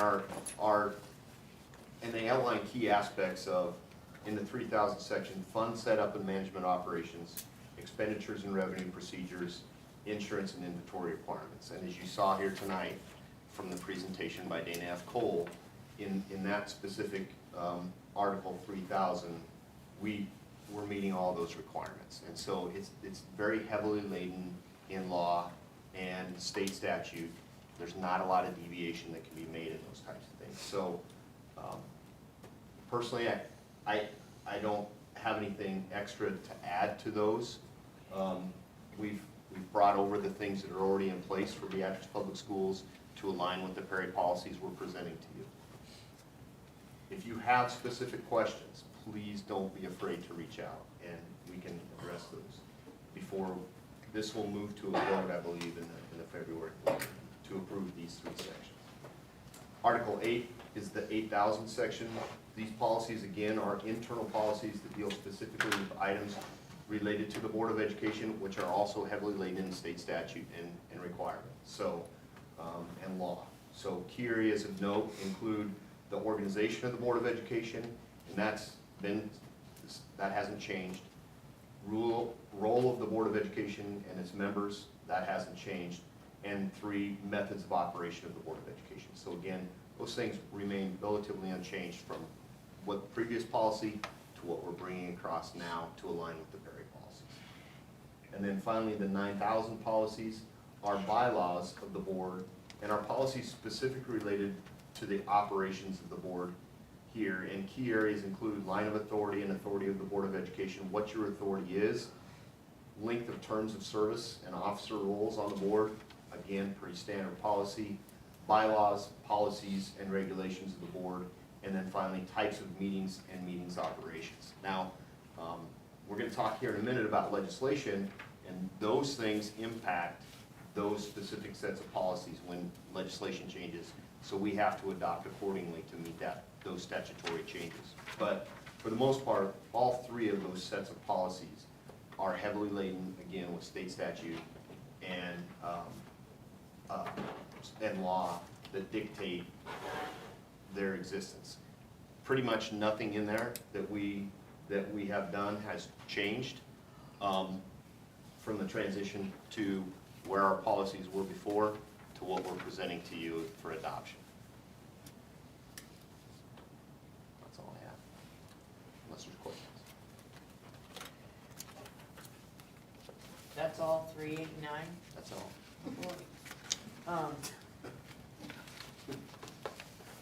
Now, instructional specials partnership with ESU by Dr. Nielsen and Mr. Alexander. Okay, I am passing out a model. Last week, we met, we have 4 districts that are interested in, there's 2 sheets that go with it. There you go. There we go. So there are 4 districts, currently Beatrice being one, that are interested in starting this pilot with ESU 5 to look at an instructional specialist, or a couple instructional specialists. So we talked about this at the Board of Education meeting at the beginning or middle of January, so I wanted to bring up kind of where we were. So we have met with these 4 districts, and we were able to have Marcy Ostmeyer from ESU 7 visit with us. Marcy was the person who led our last Advanced Ed, our accreditation visit, so I've gotten to know her through that, and she is a fantastic resource. She is an instructional specialist at ESU 7.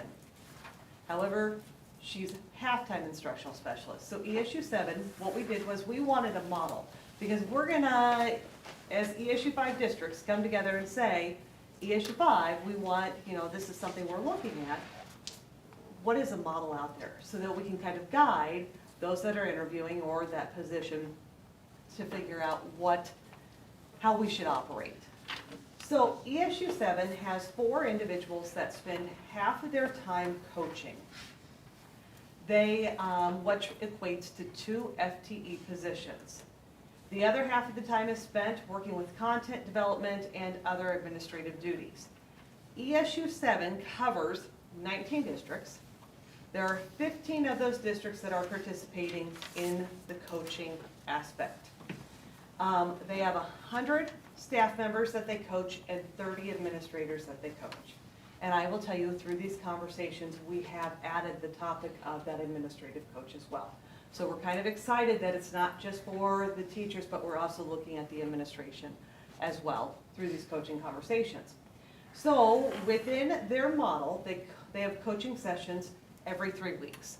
So I will, if I signed up to have a coach, I would see them 1 week, and then I would see them 3 weeks later, and then I would see them 3 weeks later, and then I would see them 3 weeks later. So their coaches, because of how ESU 7 is spread out, their coaches are kind of geographically placed within that half-day time frame that they have to coach.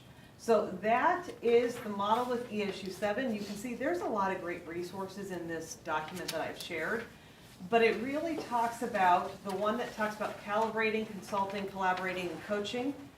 They don't do much with, actually they do very little with calibrating, because calibrating really is about that evaluation side. So they live in the realm of consulting, collaborating, and coaching. And really they are looking to get to that end level of coaching. The other document that you have that I thought was very, very helpful is what will I see, what might I see, what will I not see? So if I'm receiving these coaching services, because the coaching services are all voluntary, teachers sign up and say, I have this goal, I need help. I just want someone else to run it past, I want someone else to come help me with my goal. So notice that they will not be an evaluator. They will not meet one-on-one with that teacher supervisor. So that is one thing that they say is when they are in that building, if they see the building principal, they're just gonna walk right on past like they did not see the building principal. Because if I'm receiving coaching and all of a sudden I see you talking to the building principal, I might be like, okay, did I do something wrong? What happened? And so we don't want that, because that's not how you make people better. So our goal is to really focus on just helping the individual teacher. But notice that at the very bottom of that will, if there is something that would put the health and safety of the students at risk, that is absolutely reported. So that is a huge piece too. But this was a very nice document to talk about really what is it, and what does ESU 7 do. So I will tell you the model that ESU 5 will develop for probably their instructional specialist will be very similar.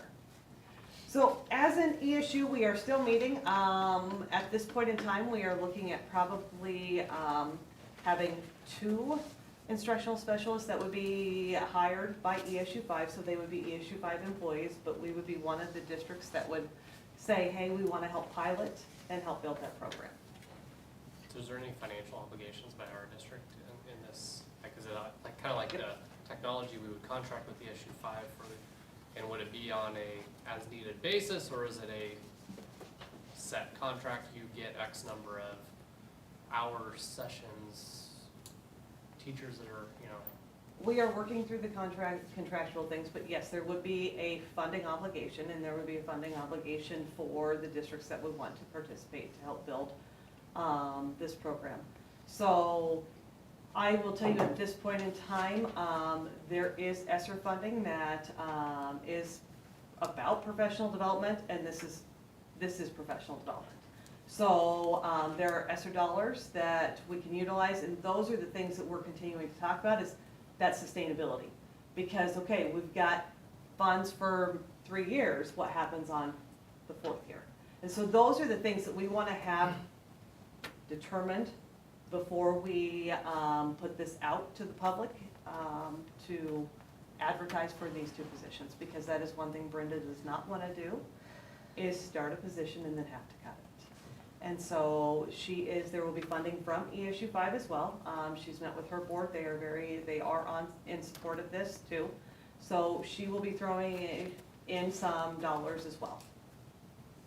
Is this what you brought to us last year? Yes. Is this the same type of idea, the way that ESU 7 is running it, that you had had, or did you have any kind of idea how it was going to work at that point? It's similar, yet I like what ESU 7 does. I think ESU 7 has a few extra aspects because, you know, one of the things that my thought was, well, they would focus very much so on new teachers, and they still will. But that whole voluntary idea is huge, and that whole way of just relying on kind of people to say, hey, I just need someone to talk to. I've got a goal, and I'm not for sure. So the other piece that I liked with this model is the idea of coaching. It's more about asking questions to guide. It's not me saying, here's the answer.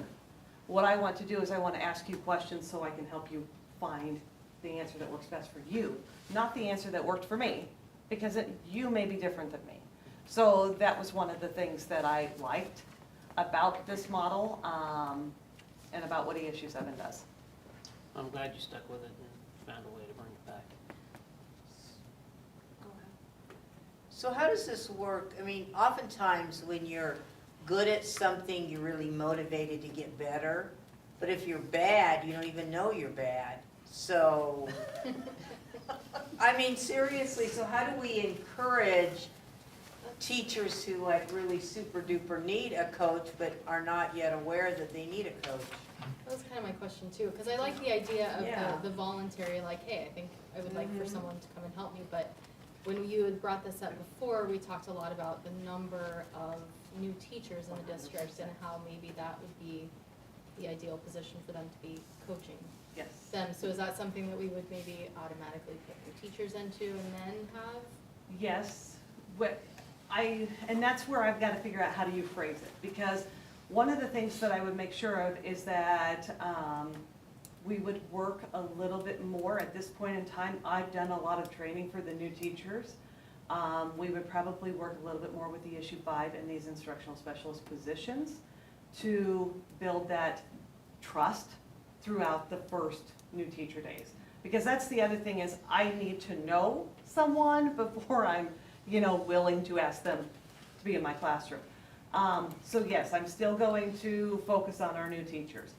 But the part with the teacher that needs help, if you look at that column of the might, that bottom one might work with individual teachers or small groups of teachers working toward the same goal. That's where you would get that. So that is a might. And if there are teachers that we have on plans of assistance, we will just put it as part of their plan that they will have to work with the instructional specialist on this specific goal. Maybe it's classroom management, maybe it's content delivery. And so it would be very geared towards that, and we would let that instructional specialist know. Okay, so when you're working with ESU on the funding, would it, let's say you've got 4 Mhm. schools, are they all putting in the same dollar amount? And we are one of the larger schools, so Yes. would we proportionately get that instructional specialist more and pay that way? Or, how does that work? I mean, and what if we find out that we need them 90% of the time and the rest of the, and the rest of the schools go, we are only getting them 2.5% of the time. How does that work? So during these first 3 years, we probably will be, or if we look at kind of our funding mechanism, we will be putting in a little bit more. We will get them more days. That is how, so it will be proportionate. And as we look at year 4, 5, 6 and future, those are the questions that we have to continue to have, because there might be times where Fairbury might have an overwhelming need, or Bruning Davenport might have 10 of their teachers say, hey, we'd love to have you here. And so that's the thing is, those are the discussions that we have to have, and is it every year it's a new figure, or is it the same figure every year? And those are the pieces that we're trying to work out, because we want to make sure that it's sustainable. If all of a sudden we jump from, maybe this year was 30,000, but next year it goes to 150,000, ouch. I don't know where we're going to find that. So those are the things that we want to look at right now to make sure that as we move forward, and that's why we will spend time next Friday having more discussions about the funding. We kind of have the model. Now let's spend more time talking about that funding. And my concern still remains the same as it did last year. I'm not, that I don't support it, but my concern remains that we don't have such high expectations of an instructional specialist that they can't possibly meet it. And we set them up for failure, and I don't want to do that to any individual. And that would still be my concern. Are 2 people, does this district truly need 2 people, or do they need 3 people, or do we only need 1?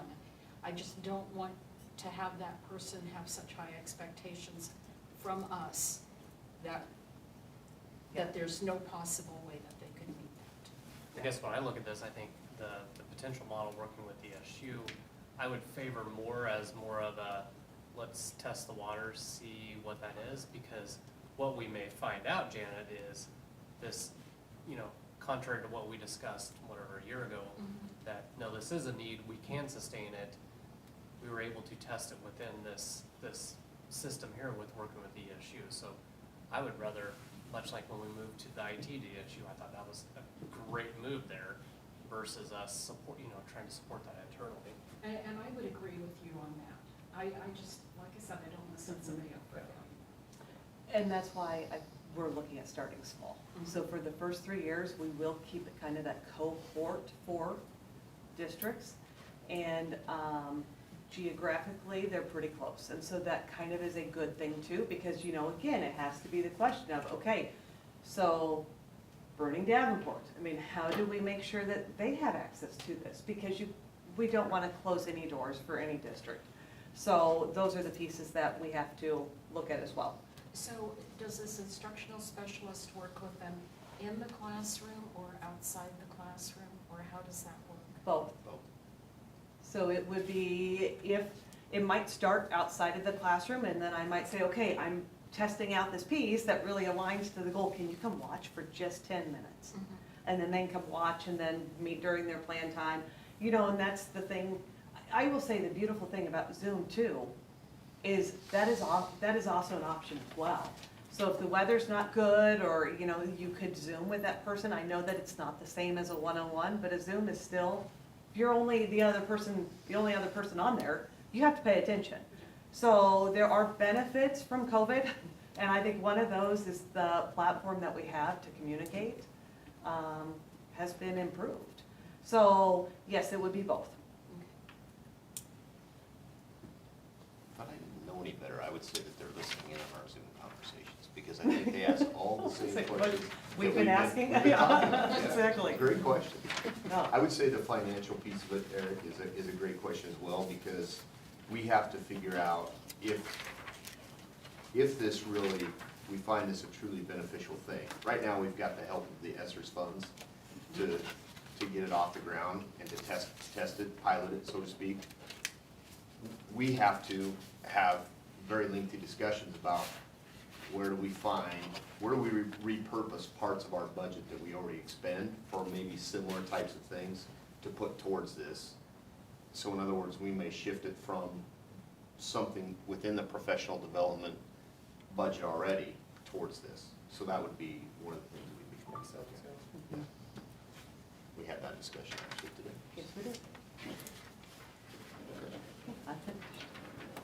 It's not on the agenda, but I would like to mention that it's freezing in here.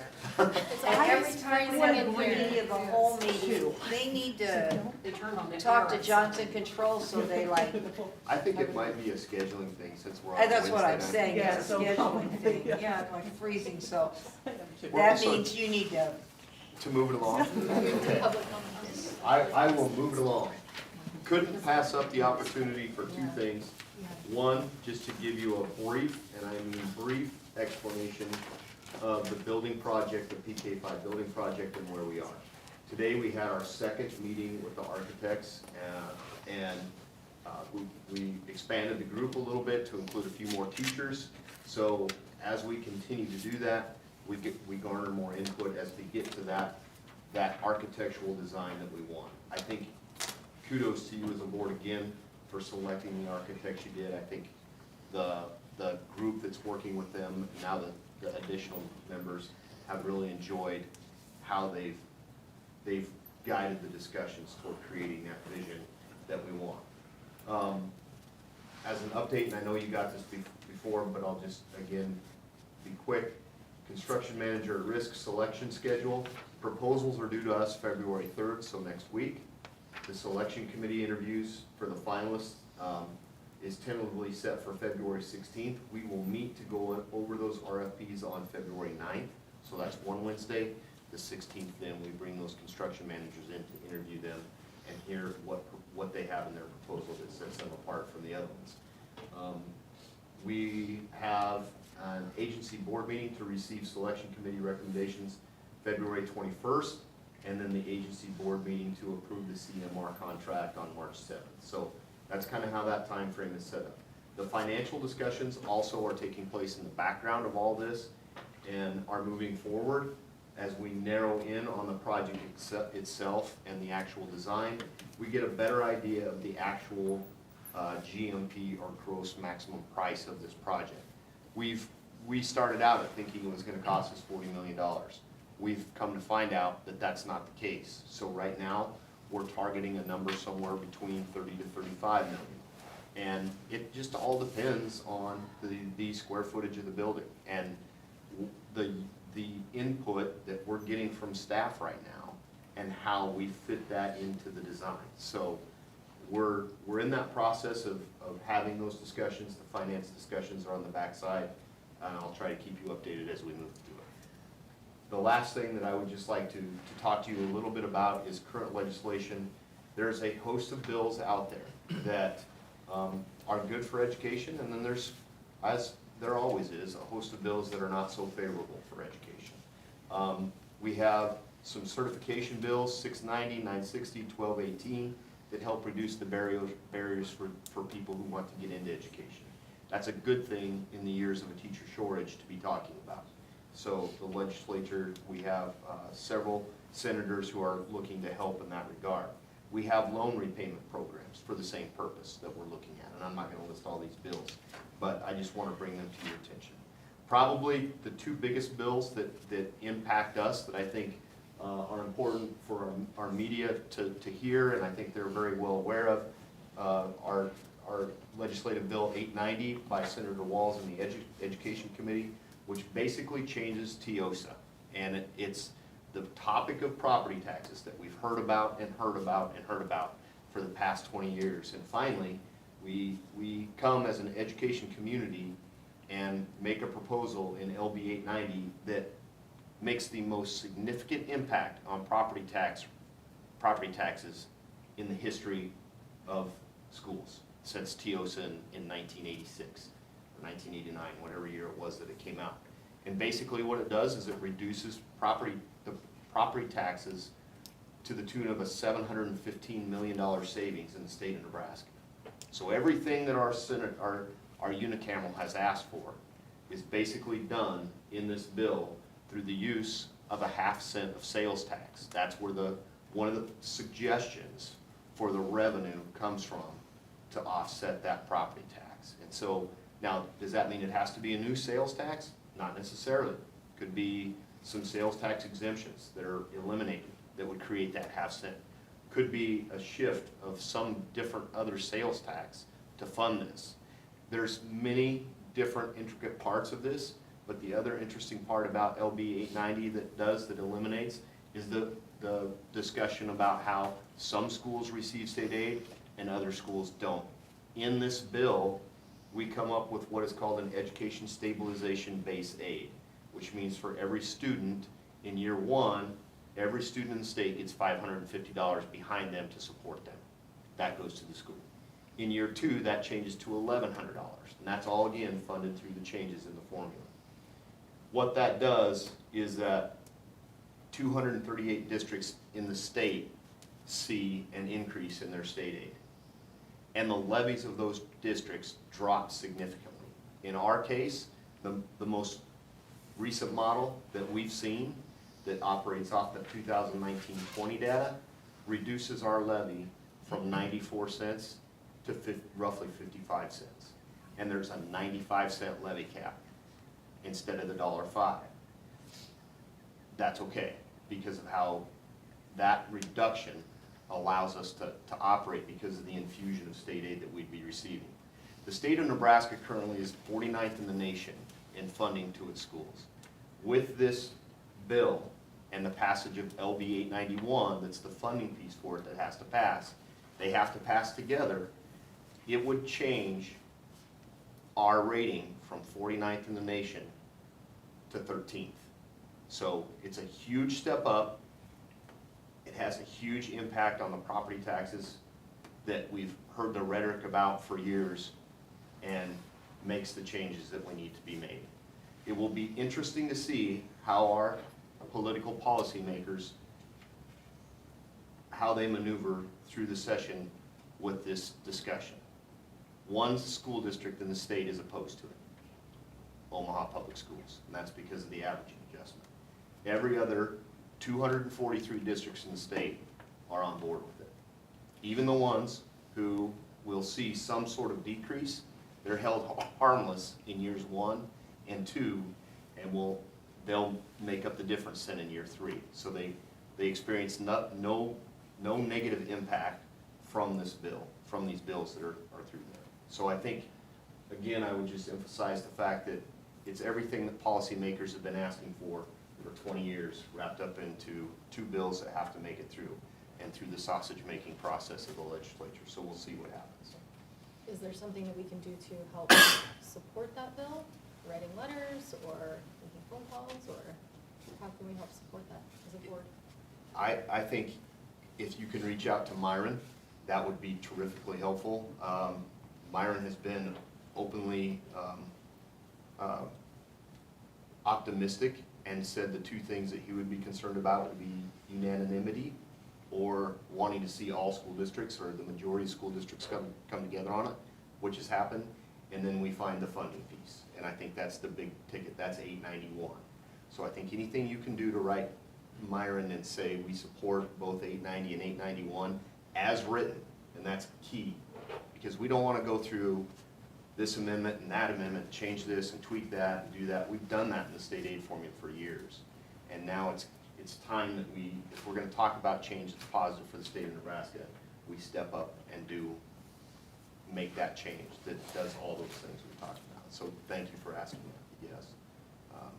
those are key factors. So I wanted to touch on those two specific bills, the hearings on those. We watched 890 yesterday. The hearing on 891 was today. I didn't get to watch any of that, but very interesting discussion. So 890 is in the Education Committee and 891 is in the Revenue Committee. Do you think it'll actually make it through this year? I mean, at least get to a vote, get to the floor? Oh, man, that's a great question. I'm just curious, you know.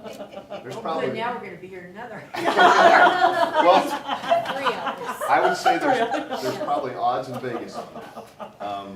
Because it's change and because it asks our unicameral to make a commitment that they've never been ready to make before. It's a complete different concept than some of the others that have been out there. Yeah. But I would think it would be really difficult to be against lowering property taxes by that much and maintain your credibility. Yeah. As somebody who is a proponent of that. Yeah, agreed. Very well stated. LB 1212 changes provisions relating to individual education plans under the Special Education Act. So that's one that's out there. We went through these as an administrative team the other day. And then the last ones that I'll talk about are the tax incentive credits that have been proposed. Interesting that Senator Linehan's bill to adopt the Opportunity Scholarship Act and the Nebraska Child Care Contribution Tax Credit Act for private schools was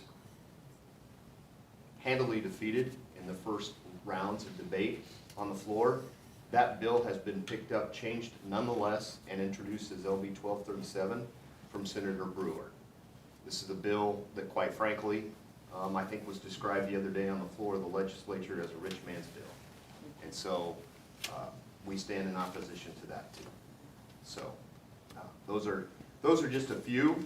There are two other bills out there right now, 1143 and 1146, that I bring to your attention. I'll give you an update on those later on because they will directly have impacts on our district if they should pass. And we're organizing as we speak in terms of preparing ourselves to testify in opposition to those bills. So if you have questions, don't be afraid to reach out on the legislation either.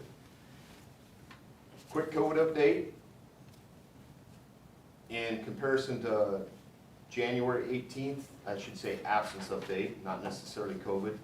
Last week, we were at 9.8% absence rate amongst our students. We had about approximately 25 teachers that were out when we made the decision to call out school for those 2 days. As we've come back, we today are at 6.54% student absence rate, and we have 8 teachers out. So Which is awesome. it helped to do that. So thank you. Yes, thank you for your support in that. I know That was a great call. Thank you. And that's what I have. So sorry if that went longer than you wanted, Doris. I have one quick question though, sorry Doris. Were students able to utilize those 2 days effectively to catch up a little bit? Did you have students take advantage of Yes, staff and being I think available to them? we still need to find more, because I do know that, in talking with our administrative team, I do think there are quite a few students that are behind, and have fallen behind because just coming back the first 3 weeks, they haven't been here. And so those are the things we've got to start looking at, kind of what maybe practices do we need to put in place in each building to catch students up. So those are things that we are wrestling around and trying to determine how to move forward. Real quick, Jason, what was the number of teachers out prior? 25 last Wednesday, and then 8 8 today. now. And for purposes of media, if you're reporting on this, not everything is COVID related. Could you give me a synopsis of War and Peace?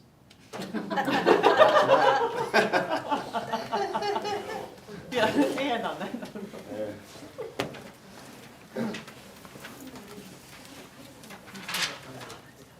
This is the proper time for public questions and comments, but I don't believe I think everyone here has presented to the board this evening, so do I have a motion to adjourn? I move that the Board of Education of District 15 adjourn. A second, please. Second. All those in favor say aye. I- Thank you all. This meeting is adjourned.